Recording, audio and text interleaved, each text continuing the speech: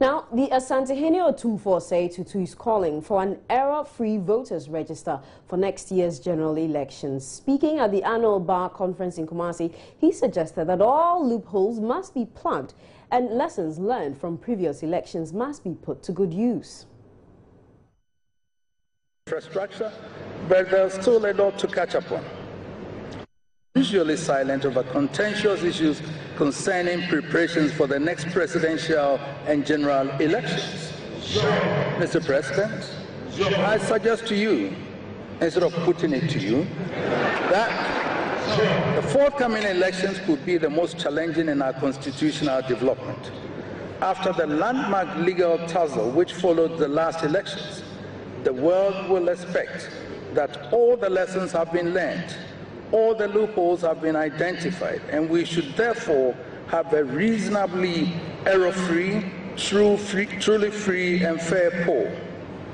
For good measure, this will be the first election since the restoration of democracy to be conducted under a new electoral commission. Pressure group Let My Vote Count is pushing ahead with its plan to picket at the premises of the Electoral Commission on Wednesday to press home their demand for a new voters register. Despite concerns raised by the police over the final destination of the demonstration, convener of the group, David Asante, says the activities of the pressure group will not endanger the officers of the Electoral Commission. He spoke to Joy News after the group met the Accra Region Police Command on Monday afternoon. Our position still remains very conclusive. We are determined that the Public Order Act requires that we notify the police, which we have done way back 1st of September. So as it stands now, nothing stops us from really embarking on the picketing the EC on the 16th of September, come Wednesday, as we have planned. The final converging point, that is the EC's enclave, the police raised issues of security concern as far as the final destination or converging point is concerned. But we have managed to put our case through to establish the fact that we are still resolute. This is not where the president resides. The issue of security, from our perspective, doesn't come in at all. So we are still very consistent with our very letter we sent to them from the day one, and we are resolute and we are firm. The essence of the activity is to drum home the legitimate demand and concern for a new voters register. You would agree with me, this issue has lingered on over a while now.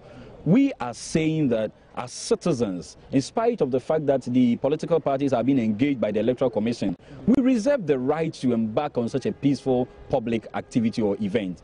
And that is our constitutional right, which we are not ready to, let go. We are demanding a brand new voters register as a means to consolidate and to strengthen and deepen our democracy we have started. The register is bloated.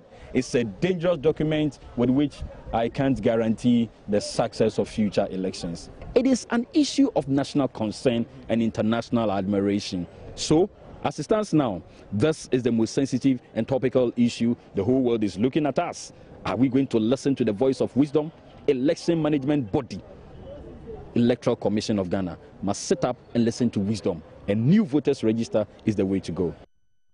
Let's talk politics now. Zenator Rawlings, one of the candidates vying for the NDC primaries in the Korle-Klottey constituency, says she will lend her support to whoever emerges winner if she fails to obtain victory.